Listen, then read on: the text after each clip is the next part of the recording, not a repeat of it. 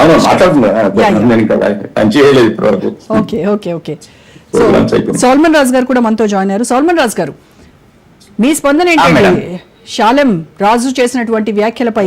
ఇప్పుడు సిస్టర్ ఉషా కిరణ్ గారు మాట్లాడారు, ఆవిడ ఖచ్చితంగా ఖండిస్తున్నారు. ఇలా మాట్లాడకుండా ఉండాల్సింది, ఏదో ఫ్లోలో అని ఉండారేమో అని చెప్పేసి ఆవిడ అంటూ ఉన్నారు. ఓకే అండి, ముందుగా రాజ్ టీవీ యాజమాన్యానికి హృదయపూర్వకమైనటువంటి శుభాలు.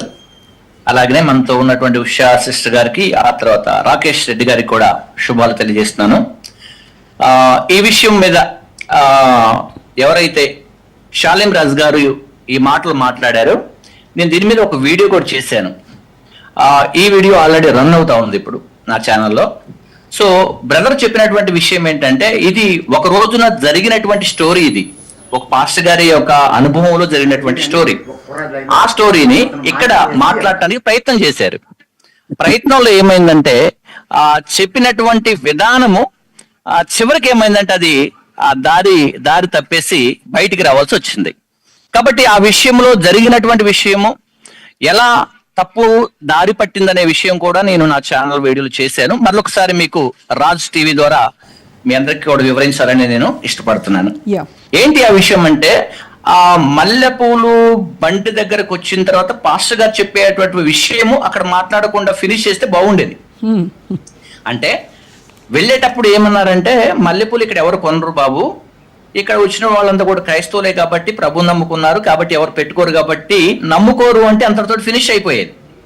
కానీ వెళ్ళేటప్పుడు వచ్చిన తర్వాత కొనరు, ఎవరు కూడా కొనరు, కొనే పిచ్చి పిచ్చి వేషాలు వేసేవాళ్ళు, రోడ్లమ్మటి లేకుంటే బజార్లమ్మటి తిరిగే వాళ్ళు కాదు అని మాట్లాడే మాటనే ఈ రోజున మన తెలుగు రాష్ట్రాల్లో చాలా ఇబ్బందికరమైనటువంటి పరిస్థితులు తీసుకొచ్చింది. సో ఆ విషయం పైన షాలెం రాజు గారు వెంటనే స్పందించి అపాలజీ ఇచ్చి క్షమించమని అడిగి ఇంకొకసారి ఇటువంటి రిపీట్ కాకుండా చేసుకుంటే బాగుంటుందని చెప్పేసి కూడా నేను వీడియో చేశాను. బట్ రాజ్ టీవీ ద్వారా కూడా నేను అదే విషయాన్ని మరొకసారి తెలియజేస్తున్నాను. ఇప్పుడు ఆయన స్నేహితుడు అలాగనే చేగోడి అనే ఒక సహోదరు పాస్టర్ గారు ఉన్నారు కాబట్టి, డానియల్ గారు, జాషువా డానియల్ గారు, సో వారు కూడా కొంచెం మాట్లాడారు. మీ ఛానల్ వాళ్ళతో కూడా మాట్లాడిన వీడియోస్ కూడా చూశాను నేను. కాబట్టి ఇప్పుడు ఇక్కడ ప్రస్తావన ఏంటంటే, ఇది బయట ప్రపంచానికి వెళ్ళిపోయింది. క్రైస్తవుల వరకు చెప్పుకుంటే బాగుంటది. క్రైస్తవులకు ఏం చెప్పుకోవాలి అంటే, మల్లెపూల గురించి చెప్పాల్సిన పని లేదు, లేకపోతే ఇంకొక ఫ్లవర్ గురించి చెప్పాల్సిన పని లేదు, ఈ ఫ్లవర్స్ ఎవరి చెవులు కూడా పెట్టాల్సిన పని కూడా లేదు. కానీ ఆత్మ సంబంధమైన బోధను చర్చిలో చెప్పుకుంటున్నావు కాబట్టి అది ఎవరికి ఇప్పుడు ప్రాబ్లం లేదు. కానీ ఈ బజారు లేకుంటే రోడ్ల మీదనే మాట్లాడినటువంటి మాటలే ఇప్పుడు ఇక్కడ రిలీజియన్ కాదు, ప్రాముఖ్యంగా మన భారతదేశంలో ఉన్నటువంటి స్త్రీలందరూ కూడా ఈ మల్లెపూలు అనే విషయం కాదు కానీ ఈ ఫ్లవర్ విషయంలోకి వచ్చినప్పుడు అందరూ వాడుతూ ఉంటారు. మల్లెపూలే కాదు, అన్ని పూలు కూడా వాడుతూ ఉంటారు చాలా మంది. కాబట్టి అది పెట్టుకున్న వాళ్ళు ఇట్లాంటి వాళ్ళు అని అంటం అనేది పర్ఫెక్ట్ అయిన విషయం కాదు.